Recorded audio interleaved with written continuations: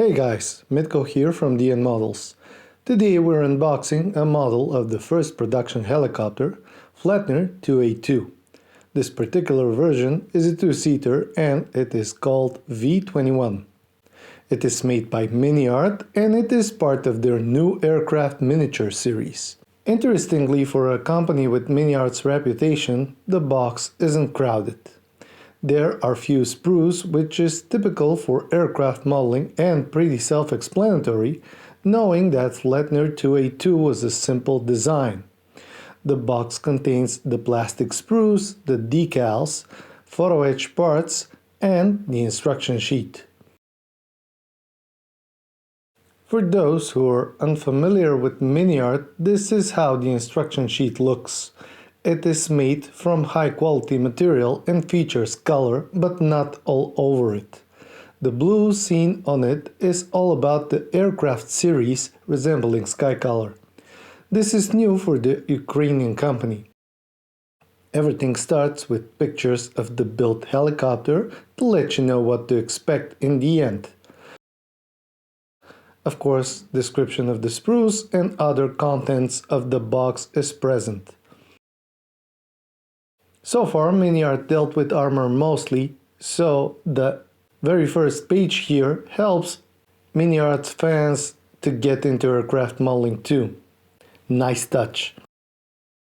The steps are depicted clearly and they feature interesting details. This is helicopter, but in the same time very old design, so all the bells and whistles are here.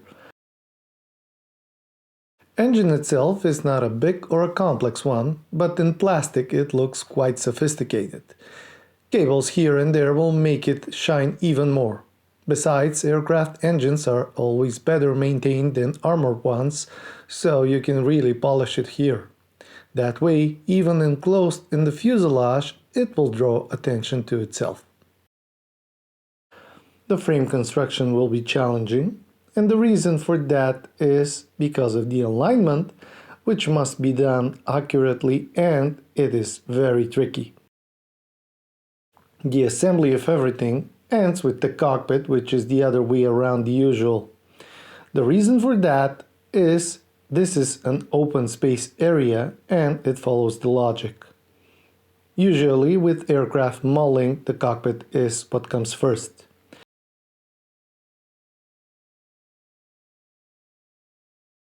The plastic material is light gray and it is flexible enough to sustain the build process, especially with all the fiddly parts included.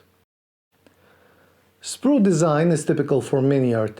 This isn't something that aircraft modelers are familiar with.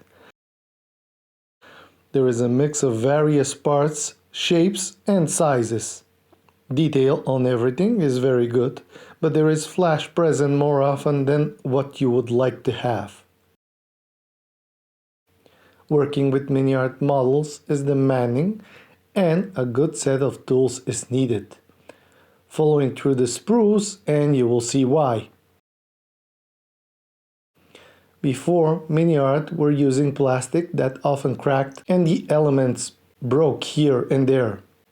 Last couple of years, they changed their supplier and now Miniart are using very high quality material, therefore such problems would not exist.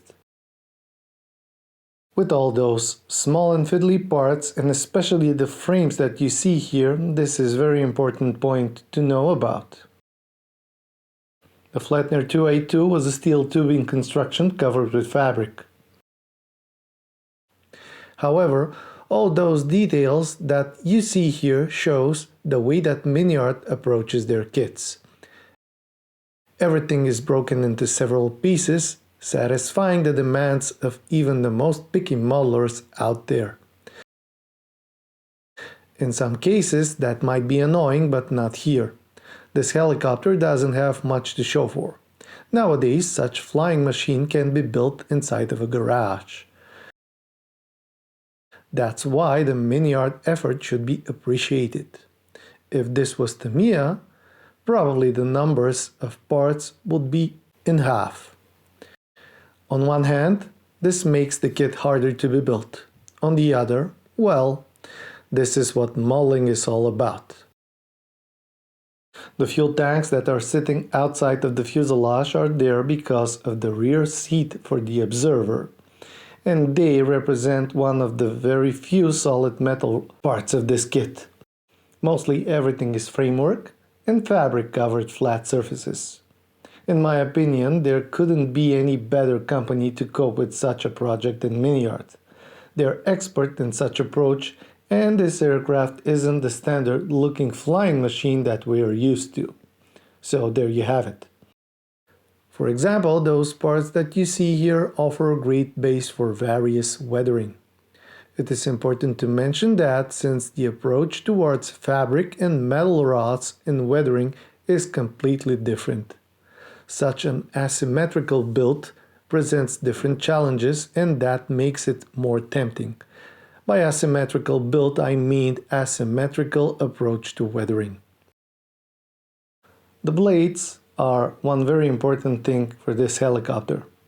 They are placed on the sprue alongside with other small parts, and most importantly the wheels. Huge threats on those, probably because of the terrain where helicopters operate usually. Those blades might require some flash cleaning and eventually some thinning. Nothing serious though. There are nice engine parts, rods and all kinds of small detail to which you can easily add more. Scratch building, especially on such an open framework, is very easy and will improve the appearance even more. For successful completion though, proper alignment, nice and quick reacting adhesive and patience are of vital importance. Again, for those who hasn't dealt with Miniart kits, this is their trademark. The flash that is present will annoy many. This is one of the downsides of this kit. But with so many tiny elements, this is often inevitable. It is either that or some ejector pin marks. It is always something. This too is part of the modeling process though. If you only build a part after another, it will look like Lego instead of a scale model kit. That is why those are not toys, but are something that grown people do. Sometimes it is hard to explain it. And this kit is a good proving point. Photo-Etch is very neatly packed in an envelope marked with Miniart logo. It is rather small, and that is not typical for the Ukrainian company.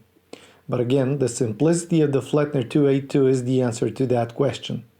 Eventually, better seat belts and some add-ons will be available from other companies soon.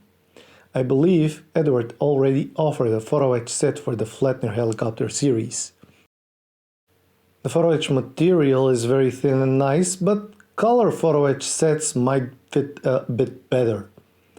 The decals are placed on a small bluish sheet and feature markings, technical numbers and swastikas.